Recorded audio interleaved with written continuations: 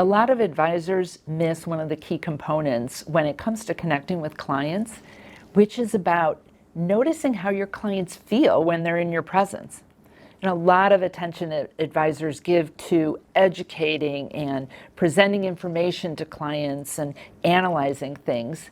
And if they miss this key component, they're missing an opportunity to really connect, to build loyalty, and actually build referrals.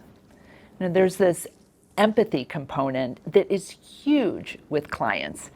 And even if your clients aren't consciously aware, it's making a big difference in terms of them feeling connected with you, trusting, and building loyalty.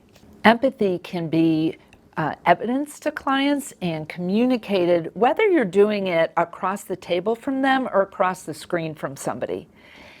People can pick up based on where your attention is, based on the tone of your voice. So even if you think people aren't knowing what's happening in the background, they totally are picking up on this.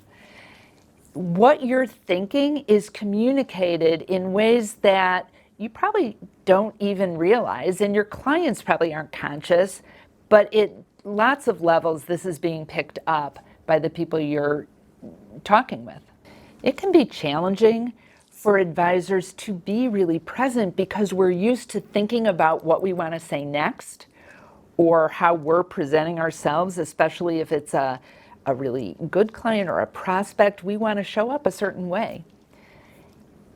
Here's the thing, when you are totally present, giving someone your full attention, they're going to feel that, and to just trust, you'll know what to say next. You don't have to play that ahead in your mind.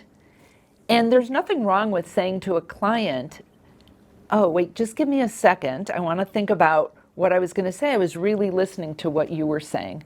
They would think that was awesome and really appreciate it. One of the first steps in building a deeper connection is to start with yourself. It is really easy to run from meeting to meeting, whether that's physically being in a meeting or from Zoom meeting to Zoom meeting or whatever your video platform is. And what can happen is you can bring energy and thinking and whatever you were dealing with right before you came into a client meeting into that meeting. And if you want to truly be present with somebody and be there for them, it's important that you get yourself in the space to be able to do that. It can just be 3 breaths to get yourself present, relax your body, and ask yourself what's important now. And those 3 breaths can make all the difference in clients feeling connected to you and for you to really be able to listen and be there for them. Clients can pick up on pretty much everything you're thinking. Now, this is kind of a scary thought, but for example, there's something called fear pheromones, and it is like with animals. People can smell when you're afraid, and it can even be communicated across the screen. So it is understandable that advisors sometimes can be stressed. There's actually stats that show that advisors have more stress than the regular population. But if you don't deal with that before you get into a meeting with a client, unknowingly you may be sharing that fear with them. And not only can they sense that on you, but it's contagious. So you probably want to have your clients feeling more calm and clear so they can make better decisions. But if you're not in that space, you may be having the absolute opposite effect of what you want, and you may be stirring them up. You can be more deliberate in your communications with clients if you think about what is it that you most want clients to feel after they've met with you. Not just what you want them to learn or take away, but how do you want them to feel? And some of this is going to be based on what I like to think of as your superpower. Like, what are you uniquely awesome at that's different than pretty much every other advisor? So for example, my superpower has been to make people feel more calm, to feel calmer.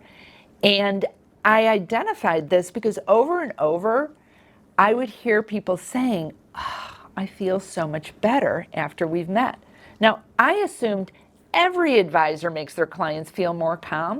Well, that's not true. Some of them may have their clients feel more confident or excited or more clear or understanding things. When you're clear on what you most want people to feel after they've been in your presence, you'll be able to actually have that happen with them because your intention is there and the way you communicate will be all towards that end. 4 steps that you can use to be very deliberate about how you want clients to feel is the first step is to envision this.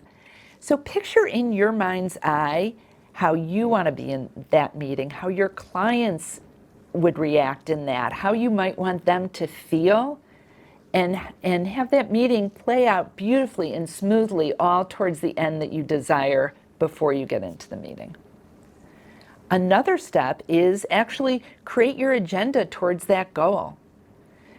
If you have to share bad news with a client, maybe there's ways that you can couch this by sharing good news as well. Tell them what's going well, compliment them on what they're doing well, so that they're not leaving your office feeling awful about what's going on that's really maybe out of anybody's control. You can work with your team towards this goal as well. So if your goal is to have clients feeling calmer when they're there, then maybe your team is greeting them with a calm manner, that there maybe is calm music playing in the background. You've set up your office to instill those feelings. And of course, you want to be very present and mindful as you're meeting with people. This will help you being very present with them and them feeling like they are clearly the most important thing in your life at that moment, because we want people to feel that they are the most important to them because they are in that moment in time. One of the best ways to build client referrals and loyalties is to have clients feel better when they've been in your presence and better about themselves. One of my mentors, Matt Church, says, "Stop informing and start inspiring."